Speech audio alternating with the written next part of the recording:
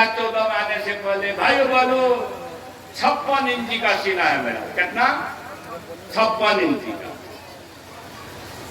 जैसे लगता था कि बनेगा प्रधानमंत्री, लाहौर को मिला लेगा। अभी भी आतंकवादी हमारे निर्दोष 26 भाई बहन को, जो दुनिया नहीं देखा था, नई नई शादी हुई थी, उसको मार दिया। कहाँ है 56 इंची भैया? और तो और आपके बगल में नेपाल है। दैनिक भास्कर का रिपोर्टिंग है 2 साल पहले का। नेपाल भी, जहां बिहार के भी लोग चाह लेंगे तो नेपाल कमजोर पड़ जाएगा। नेपाल भी आपका 7100 एकड़ भूमि पर कब्जा किए हुए। मोदी जी काहे न बोल रहे हैं? सेना को बोलने की मनाही है। अभी आए थे अमित शाह जी एमपी चुनाव से पहले, सीतामढ़ी के सभा में कह रहे थे, एक लाइन टच किए थे, हम सबको कहना चाहते हैं। क्या बोले थे? सीमा विवाद का कुछ मामला है, सुलझा लिया जाएगा।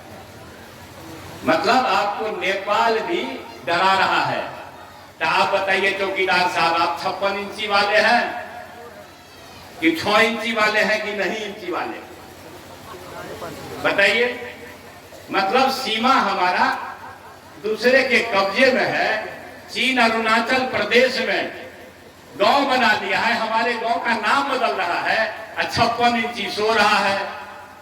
तो ये 56 इंची है कि 6 इंची है कि 0 इंची है, आपके विचार पर छोड़ता।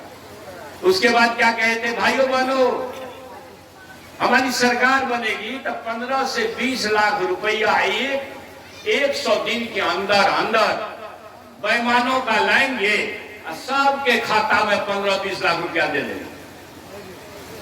बोला था कि नहीं बोला था? आया आपके यहाँ नहीं आया तो हवा आता तो इधर से ना हवा चलती, तब ना मधेपुरा जाता। तब जब आपके यहाँ नहीं आया तो मधेपुरा गया होगा? कहीं नहीं गया। अरे गरीब गुरुआ जनधन खाता खुलवाया। क्या जनधन खाता? लोगों को लगा कि एक परिवार में 5 खाता हो जाएगा ना, तो बैठ लेना 75 लाख हो जाएगा। काहे के लिए मुर्गी घुमाना पड़ेगा, सुअर चराना पड़ेगा, बकरी चराना पड़ेगा, मछली पकड़ना पड़ेगा? तो कहे भाई दे दो इसी को एक बार वोट। 100वें दिन का तो बात है, 3 महीना गुजरने में कितना टाइम लगेगा भैया? अब कितना दिन हो गया गिनती तो आप लोग करिएगा, 11 साल हुआ है। जनधन खाता खुला। धन धन है कि थान थान? धन धने है ना, थान थान तो नहीं हुआ ना। थान थान मतलब भरा हुआ, धन धन मतलब खाली खाली।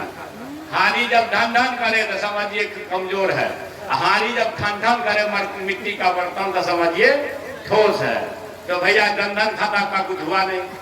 बोला 2-2 करोड़ युवा को नौकरी देंगे, दिया। 2-2 करोड़ छोड़िए, 2-2 लाखों दे देता तो वो बात होती। मतलब उस हिसाब से 22 करोड़ लोग को नौकरी होनी चाहिए, बेरोजगारों को दिया नहीं ना। 4-5 करोड़ का नौकरी ले लिया, सरकारी नौकरी का है। रेल बेच दिया, भेल बेच दिया, हवाई अड्डा बेच दिया, हवाई जहाज बेच दिया। मतलब सरकारी उपक्रमों को लाल किला बेच दिया। सरकारी उपक्रमों को बेच दिया तो सरकारी नौकरी खत्म। जब सरकारी नौकरी खत्म हो जाएगा भैया, तो आपके आरक्षण का क्या होगा? आपके बच्चे को नौकरी होगी? नहीं होगी ना। तो आपके बच्चों का भविष्य उजारने वाला अगर कोई एक पार्टी है, उसका नाम बीजेपी और एनडीए है, दूसरा कोई है? वाजपेयी साहब आए थे कौन 2000 ईस्वी में, 1999 में, तो सबका पेंशन खत्म कर दिया।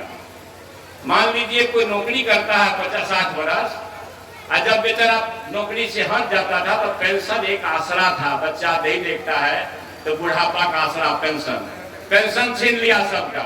ऐसा तो नहीं कहा कि पंडित जी का नहीं छीनेंगे, राजपूत भाई का नहीं छीनेंगे, भूमियार भाई का नहीं छीनेंगे, लाला का नहीं छीनेंगे। ये बीजेपी जब जब आएगा, उसकी पढ़ाई है, तब तक नागरिक अधिकार और नागरिक के शक्ति को खत्म करेगा। यही बंच ऑफ थॉट है, यही मनु संहिता है, और यही इस तरह के गंदे शास्त्र है।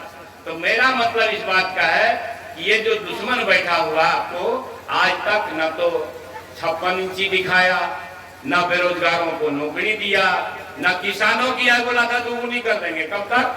2022 तक। हुआ? किसान का दुगुन हुआ? नहीं ना, तो नहीं हुआ। 2022 है कि गया? बचल है? नहीं ना। अब समझिए किसान का ना हुआ, मजदूर का नहीं हुआ, हुआ किसका? तो महज 35-40 आदमी का लगभग 22 लाख करोड़ रुपया माफ कर दिया। कितना? लगभग 22 लाख करोड़ रुपया माफ कर दिया। महज 35-40 उद्योगपति का, जिसमें से आधा से ज्यादा गुजरात का ही है, तो उसमें से कुछ फरियाया होगा। लेकिन करोड़ों गरीब मजदूर किसान का कर्जा माफ हुआ। क्यों नहीं हुआ?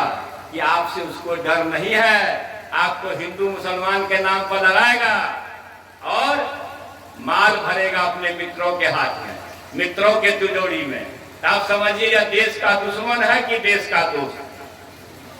आप बताइए, देश का दुश्मन है कि दोस्त है? जो समझते हैं दुश्मन है वहां बताइए जरा। धन्यवाद सब लोगों को। तो आप समझिए यह देश का दुश्मन है। तेजस्वी जी 2020 में चुनाव में बोले हमारी सरकार बनेगी तो एक कलम से पहले कैबिनेट में 10 लाख लोगों को नौकरी देंगे। सरकार नहीं बनी, 5-7 वोट से हार गए। ठीक है, बेईमानी भी हुई, सब लोग जानते हैं। चाहे बगल में ऋतु देशवाल हो कि जो हो, बेईमानी भी हुई, सरकार नहीं बनी।